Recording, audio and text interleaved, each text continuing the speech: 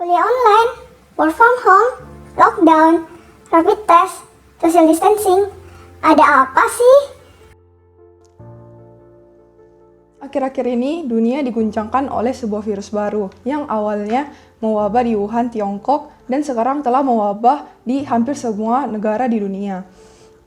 Virus ini diberi nama COVID-19 dan ditetapkan sebagai pandemi oleh WHO pada tanggal 12 Maret tahun 2020. Berdasarkan data dari Worldometers, per 20 April 2020, tercatat ada 2.407.339 kasus positif di dunia. Nah, virus ini memiliki gejala-gejala pada penderitanya. Gejala yang ditimbulkan itu menyerupai gejala flu, demam, pilek, batuk kering, sakit tenggorokan, dan sakit kepala. Namun, pada penderita dengan gejala yang berat dapat mengalami demam tinggi, batuk berdahak, sesak nafas, dan nyeri dada.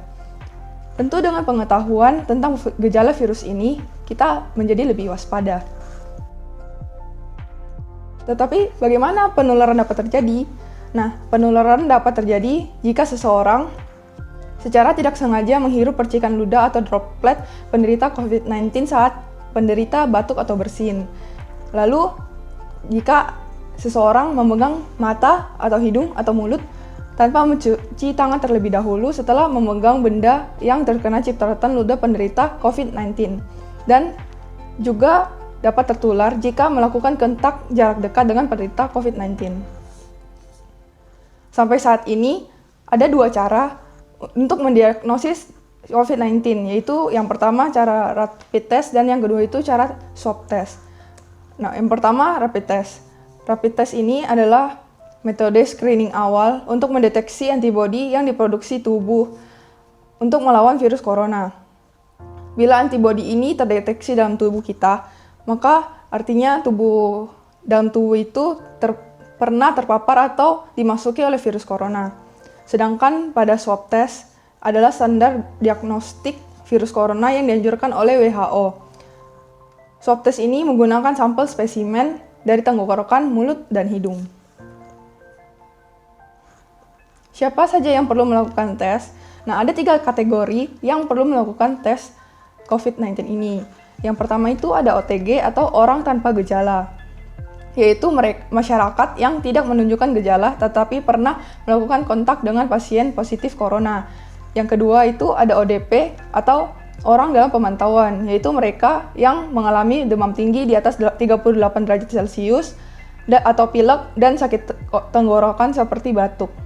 Yang ketiga, ada PDP atau pasien dalam pengawasan, yaitu mereka yang mengalami infeksi saluran pernafasan akut atau ISPA dan pernah berada dalam daerah penularan lokal. Juga orang yang mengalami demam dan pernah kontak dengan pasien positif. Di Indonesia, penyebaran virus corona berubah tiap hari, sehingga perlu mengikuti berita dan perkembangannya. Untuk meminimalkan diri kita dari terinfeksi COVID-19 dapat melalui social distancing, sering mencuci tangan, menjaga permukaan barang-barang tetap bersih, menggunakan masker saat berpergian keluar dari rumah, jangan menyentuh mata, hidung, dan mulut sebelum mencuci tangan. Mencuci tangan dengan sabun dan air mengalir lebih dianjurkan daripada menggunakan hand sanitizer. Nah, bagaimana cara mencuci tangan yang baik? Berdasarkan tata cara mencuci tangan yang direkomendasikan WHO, ayo kita mencuci tangan. Pertama-tama, basuh tangan kita dengan air mengalir. Lalu, ambil sabun secukupnya. Gosok telapak tangan yang satu dengan yang lainnya. Gosok punggung tangan dan sela-sela jari. Gosok, lalu genggam dan basuh ibu jari dengan posisi memutar. Gosok bagian ujung jari dengan telapak tangan. Lalu usap juga pergelangan dan jempol secara memutar. Lalu setelah itu, bilas tangan dengan air mengalir lagi dan keringkan. Sekarang tangan kita sudah bebas dari kuman dan bersih. Nah, virus COVID-19 ini juga dapat bertahan pada permukaan benda. Pada permukaan kaca, COVID-19 itu bisa bertahan selama 5 hari. Sedangkan pada permukaan tembaga dapat bertahan selama 4 jam.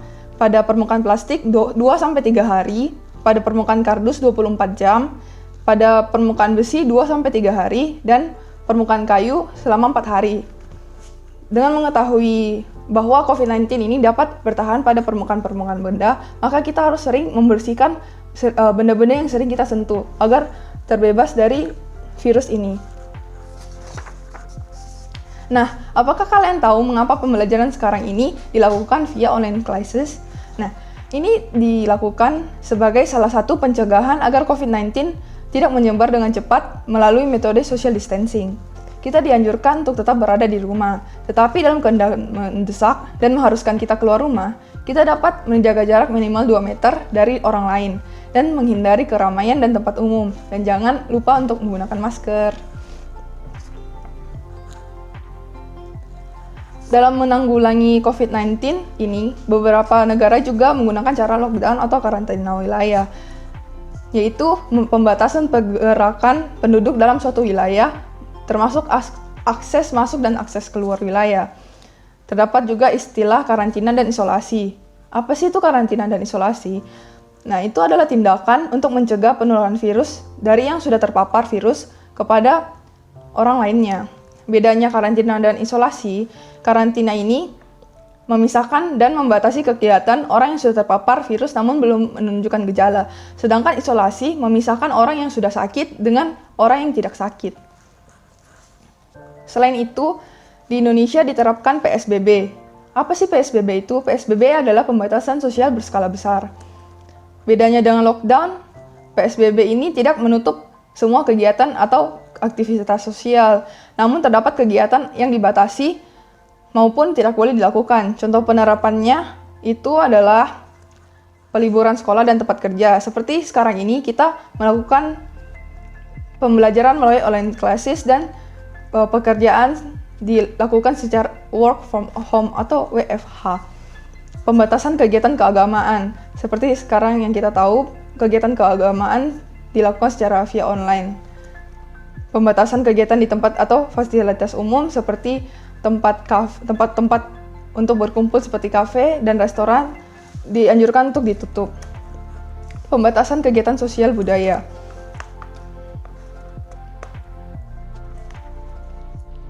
Apa yang terjadi jika setelah melakukan pencegahan tetapi tiba-tiba memiliki gejala COVID?